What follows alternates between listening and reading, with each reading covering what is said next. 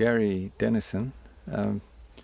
We're living up at Tikataroa, which is the end of Point Bush Road in Waimate, and we came back from a overseas trip in 1987, and there was an auction notice on the gate at the end of the road, and we were just about to go up and just have a little R&R in the bush after being shelled out of Iraq. And the wife sent me back to town to go and find out what was for sale and how much. And so we bought the property at auction while we're at home, and then the decision is, what do you do with a hill block in those days prone to gorse, and the gorse had already taken its top. So we decided we would go for forestry. So we bought, at that time was 115 hectares, about 300 acres. 200 acres, or at that time about 80 hectares, was up on the hill block, which was too steep for grazing other than sheep. So we decided that rather than fight the gorse, we would plant for investment. And so we did exotics mainly. Radiata is the premium crop, quick return, well, 25 years quick return, but now it's 30, so the big advantage of that, of course, is the money grows on trees, so if the price is not right, you keep it. Yeah, we're approximately 4 kilometres out of the town of Waimate, and we have a walkway that was established prior to our purchase of the property, but it runs up, it's called the Waimate White Horse Walkway, and runs up to the top of the hill to the White Horse Monument as a tribute to the Clydesdale horse. So we've amenity planted along the walkway just to try and create that back to that native bush that existed 100 plus years ago when they first moved into the area. As part of our walkway development, we also went into planting some amenity exotics, because the natives don't keep the native birds in food for the full year, so we do get some heavy frosts up around this area. So we planted some eucalypts, particularly flowering eucalypts, to leucoxylon and rosea, particularly to target a food source for the native birds during the winter periods. During the summer there's not a particular problem because of all the kowhai, and we have totara, kahikatea, so we decided to supplement that with a little bit of eucalypt.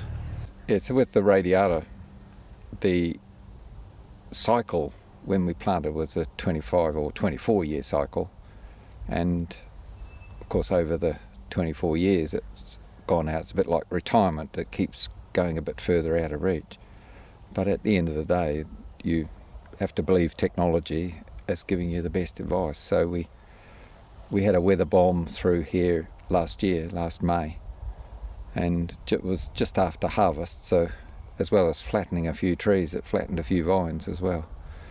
But as a future proofing of our investment, we also planted other species. So we had radiata as the original cash crop, and then we planted some Douglas fir. We interplanted some of the bush gullies. The manuka blocks were interplanted with melanoxylon just to supplement through light wells, and then we planted macrocarpa, which is behind us here, and the eucalypt was for timber as well as for firewood. Probably the biggest hurdle for anyone going into the business is getting up-to-date information and relevant information for how they want to proceed. You have to have a vision, of course, but it depends on the makeup of your block. We are lucky that we have a few native pockets here that really complement the ultimate use of the land, but there's an organisation, Farm Forestry. We were members before we went overseas, and we will rejoin now. Alan has been twisting my arm. But it really is to research yourself, because ultimately it has to reflect what you want to achieve, because it's such a long investment cycle, primarily minimum 30 years, and for the money trees it's 40 years, so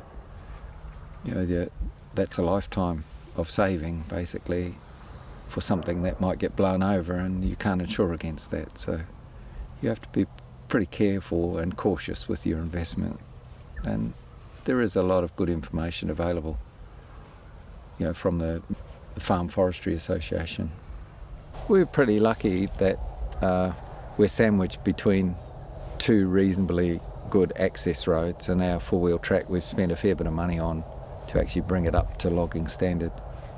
So the road up the top to the White Horse walkway also is our boundary, so it is a logging road, so we're pretty fortunate that we didn't have to invest in an access road to our gate. We pay in our rates for all the trucks to use the road, so I think there's a bit of double dipping along the way, both from the government in the road licensing and user charges, and then from the council in the rates to pay for the maintenance of the road. So I don't know, you at the end of the day you just count your blessings and pay the money. There's not a lot you can do.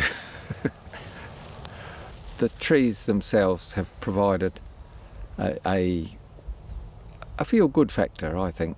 I mean, it's not about the carbon and it's not about the money. It's about a land use that suits the land that they're planted on.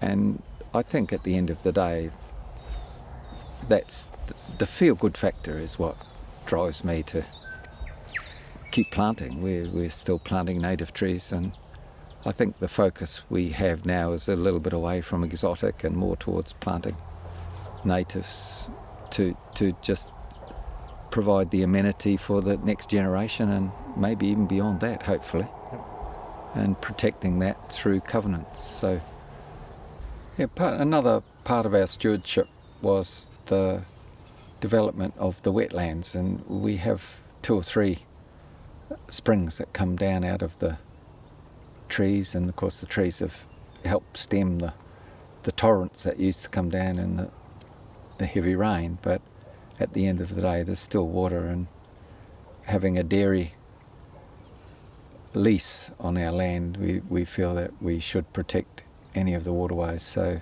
we're now in a process of fencing off the wetlands and taking it to the next dimension, and through fish and game to plant those wetlands, so that we provide hopefully a nesting environment for some of the game around here. And of course duck shooting is a big issue with Lake Waimate down on the coast, so the ducks are looking for a haven away from the 1st of May. If you're in your 20s, then you would go Douglas fir. I mean, the life cycle is 40 years, but you're still young enough to enjoy it, assuming you're going to live a bit past 70. But it's a much more stable tree, and the return is probably 10 times that of radiata. And so it just makes an economical sense. If you're going to wait 30, you might as well wait 40 and get 10 times the value for that last 10 years of crop. If you're in your 30s and 40s, then you're probably better to plant radiata and then replant into Douglas for the next generation. Our philosophy was really that sustainability factor, that everything should look after itself. And the nice thing about trees is once they're planted, they do pretty much look after themselves. The money grows on the trees, so you want to maximise that return. So we've basically followed that philosophy. And if you do a little bit and leave it a bit better than how you found it, then it's got to be a better world for it.